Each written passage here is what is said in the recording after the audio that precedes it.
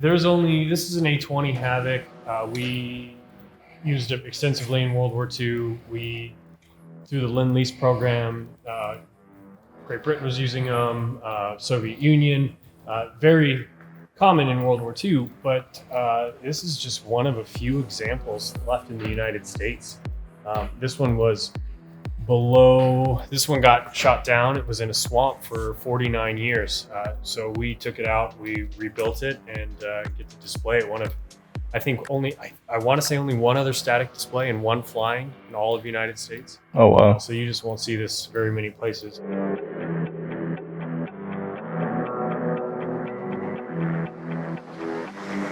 So, I mean, this one's worth mentioning. This is the B-24 Liberator.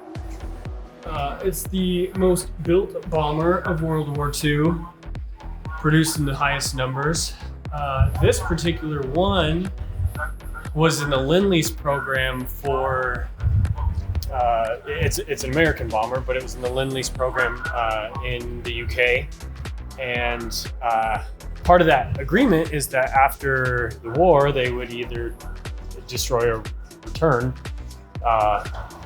depending on that aircraft. So this one was left in India. It was supposed to be destroyed, but you can imagine at the end of the war, everyone's looking to go home as soon as possible, and it was left in somewhat of a decent condition. So the Indian Air Force took the remaining B-24s that the Royal Air Force left behind, and they started flying it. So when we heard about it, it was in the Indian Air Force, and staff and volunteers learned how to fly a B-24 in the 70s and flew it back from India, and it's been here ever since. It's our first major acquisition outside of the boneyard, outside of Davis-Monthan Air Force Base. And on this side, you see homage to markings on the Indian Air Force, and the other side would have been the World War II markings that it had as a Royal Air Force bomber.